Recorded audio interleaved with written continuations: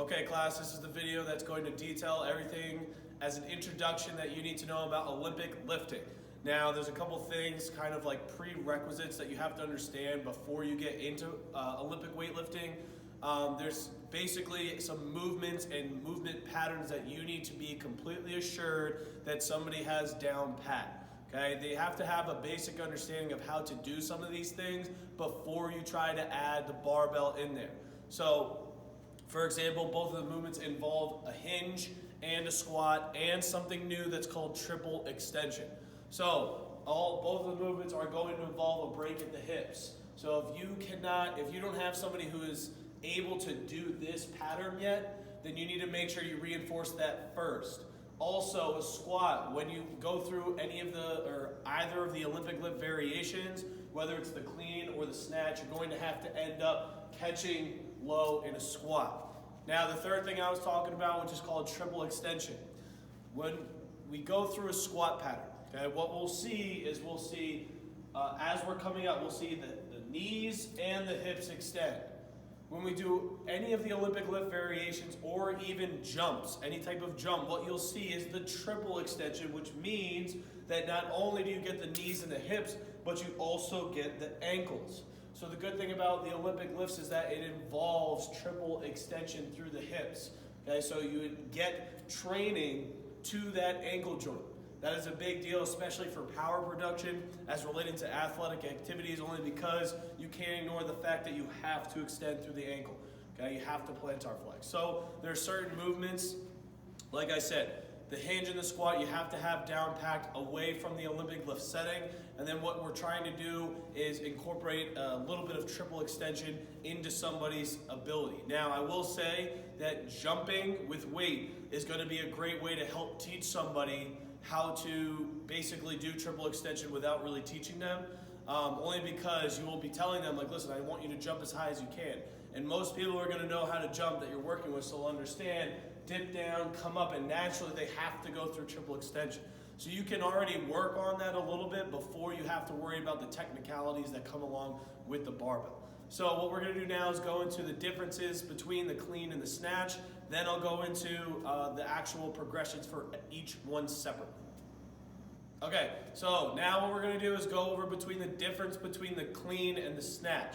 Now the clean is something that we'll be able, why don't we do this? What I'm going to do is show you a clean, okay, from a very basic perspective. So a clean is something where the hands are shoulder width apart, usually a little outside shoulder width. What you're going to see usually is something where you come here and you catch. Okay, so this is something that will be caught on the shoulders compared to a snatch, which is gripped way wider and you catch overhead.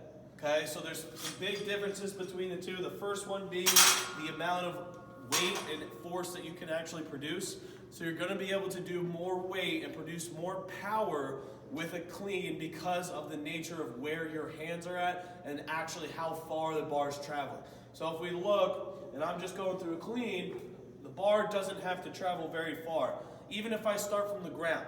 Compared to a snatch, if I start here and I end up here, the bar has to travel further. Now, you will get a better effect of the velocity aspect from a snatch, only because you have to move it at a faster speed in order to displace the barbell more. Okay, so that's some of the difference between the two. What I'm going to do now is go into the individual progressions and the actual names of the progressions of each one of those movements. Okay, so the first thing that we're going to go over is the clean and the progression of the clean. Now, it's important to understand that there's the names are very specific to the actual exercise that you're doing. So just because you said, oh yeah, I'm going to do some hang cleans or I'm going to do some power cleans, those are not the same thing. You have to understand the difference in the way that the terminology is used in order for you to be in the same game that everybody else is. Now, the first thing that you want to do, the first progression to start with, is getting somebody to go through proper triple extension with the barbell. Okay, so the first thing that we actually are going to do is we're going to do what's called a high pull. Okay, so a high pull exercise is just letting the person understand how to move the bar close to their body. Okay, so the first thing you want to do is the high pull. So I start here and I drive my elbows up. And what you can let people do on this is come up on their toes. So you can even add a little bit of a hinge. So a little bit of a hinge, up on my toes, on my hinge, up on my toes. Okay, that's the high pull. It's to get the person to understand the action that you want the barbell, the path that you want the barbell to travel during the clean movement. Okay, the second thing that you want to do is jump shrug. Okay, so now instead of standing in place, what I'm going to do is add a jump to it, but I'm not going to move the barbell into a high row, that high pull movement. Okay, so what I'm going to do now is a jump shrug, but I want to start with the hinge. Okay, I start with the hinge down to about here. This would be the hang position. I start with the hinge here, and I'm going to jump up into a shrug. That is to help teach triple extension while keeping the bar closed. Come back, shrug up. Come back, shrug up. Come back, shrug up. The next progression that you go to is the jump high pull. So now I'm adding the jump in, but I'm also going to add the high pull. Here, keeping tight to my body. Keeping tight to my body. Keeping tight to my body. Okay? So those three things are important because that's going to help somebody understand where they need to go as far as getting the path of the barbell down. Okay? The next part is complicated. Okay? So the next part is where you actually catch the barbell on your shoulders. Before you have somebody even try to catch, you need to make sure they are proficient at barbell front squatting. That was one of the movements that we went over in the squat pattern video, but they need to be able to go through this movement here. If they can't do this and they don't know where to put the barbell, then they're going to be in a world of trouble if you try to tell them to not only do this complex movement pattern here, then try to dip under and catch the bar. Okay, you're going to be in a world of trouble.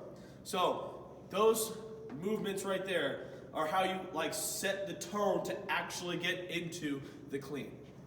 Okay, so those precursor movements are important just for you to set the tone for somebody to actually be in the ball game. So remember, first, squat, hinge, triple extension movement patterns at their core need to be addressed. Then we can start getting a little bit more specific with the movements that I talked about in the last section of the video. Now we can kind of get into the world where we're actually going to start looking at doing it clean. Okay? So what we need to do is we have to kind of label some positions first. So the first thing we need to do is understand that there's basically full cleans and power cleans. Okay? And there's a difference between the two. And it's determined on where you catch the bar. So if you see anything that just has the word clean in it, that means that you're going to catch it all the way in the bottom. If you see something that says power clean, it means that you're going to catch it in what people would say is a power position or an athletic position here. Okay, so if you see that full clean, you're going to catch it all the way down. If you see the power clean, you're going to catch it here. Now, if you see somebody that says, I want you to do a hang power clean, the hang position means you start at the hips. Okay, so if I start at the hips, I want to come to right above the knees, and then if I'm doing a hang power clean, I do the whole clean movement, but I catch right here in the power position. So I'm here in the power position. Okay, if I want to do a hang clean, then I'm here, and I'm catching all the way in the bottom. If I'm going to do a full power clean, the full means that I'm starting from the ground. Now I don't have plates on, so humor me. I'm starting from the ground. I'm here. Catching there. If I'm doing a full power clean, then I'm here. And I catch in the power position. So, in order to actually prescribe the exercises to anybody, you have to understand what the hang position is, what the power position is, and what a full clean is. And then the blend of those makes up your different movements. That goes the same for snatch, but I'll get into that. Now, the last thing that we have to get into is actually doing the movement of the full clean. So you start somebody with hang cleans. Hang power clean would be the first progression of that. So it's basically I'm here and I'm catching here. That is one of the easiest ways to get somebody to learn to do this.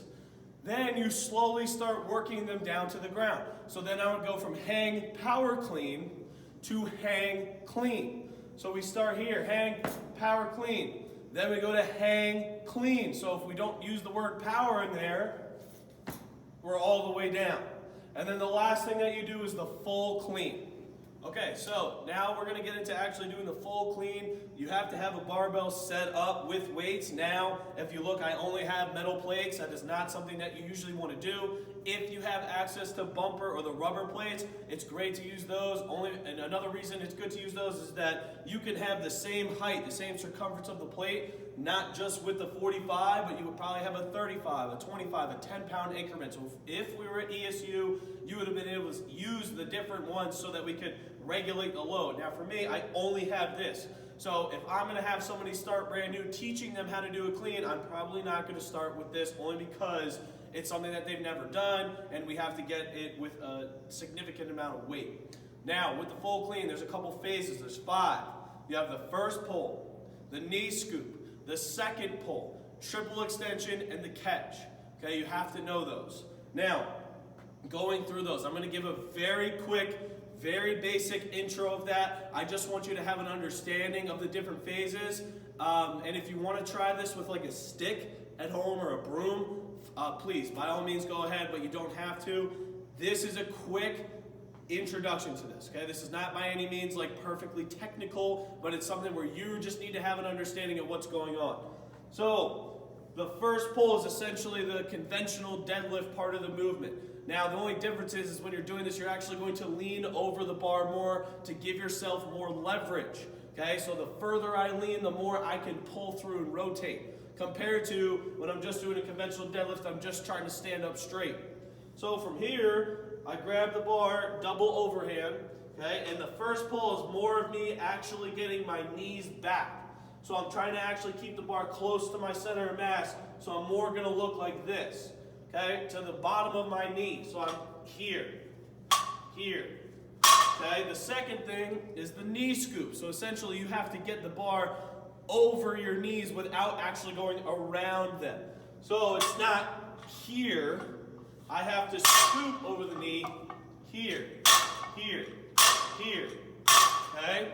Second pull is once I get the scoop over my knee, that's when I start to enter into the beginning of the triple extension. So I'm finishing extension through my hips and my knees.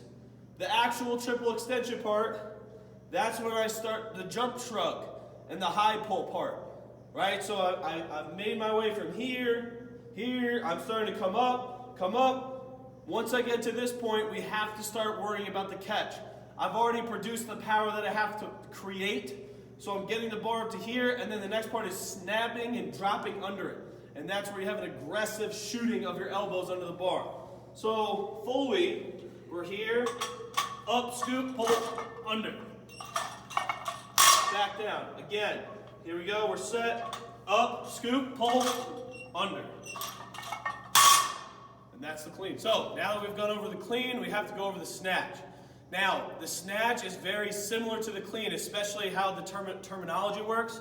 So the hang position, if we're going to have a hang word in that phrase, that means you start from the same spot. It means you're starting from up here, working down through to the top of the knee.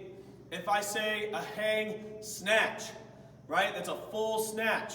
That means that I'm going to be here and I'm coming all the way down. If I say a hang power snatch, that power means that I'm ending up in that power position. Now if I go full power snatch, I'm here into the power position. And if I say full snatch, from the ground up, all the way down. I apologize, all the way down. Okay, so those are the different variations. When you're working your way there, you want to do the same type of progression. So the only thing that changes, one is your grip. Your grip goes wider. Okay. The second thing, you start with the shrug. So shrug first, just to learn that part of the movement. Second thing, add a little hinge into the shrug and add that triple extension. Okay? Third thing is I go here into high pull. Here into high pull. Now, when we get to this part, we're not going to do a front squat because that's not the actual snatch movement. So this is something where you need to be proficient in overhead squatting already. Okay, so you should have the mobility and strength to be able to do that. So I'm here, I've worked on the beginning parts of the movement, okay, and then I have to be able to overhead squat, okay. Now, obviously I'm not the best at this. That's why I don't do this movement. It's a very technical movement, and it's something that should be reserved for Olympic weightlifters and people who are ready to do that, okay? So, when we're talking about the snatch, we have the progressions of the movement, okay? You want to do it the same way that you did for the clean. So, we start with hang, power, snatch, okay? So, I'm from the hang, ending up here. Then we go hang, snatch. I'm here, all the way down. Then we go from the ground into a power. So from the ground into a power. Then you go full snatch, okay? So this movement is a lot riskier, okay? It's something where you're dealing overhead. There's a lot that can go wrong. You have to be able to coach this very, very well. I'm just giving you the basic understanding of it. Now, as far as the phases are pretty similar, okay? So, from the 5 phases. So it's still pretty similar. It's first pull, scoop, second pull, triple extend. It's just the catch isn't on your shoulders. The catch is overhead. That's the only difference when you're talking about the snatch. So that's a very basic introduction to all that is Olympic weightlifting. This is something that I'm not an expert in. If you want to get involved in this, you need to go to somebody who knows what they're talking about more in depth. I know the surface level just so that you have an understanding, but if you want or are interested in more information, reach out to me and I'll point you in the right direction.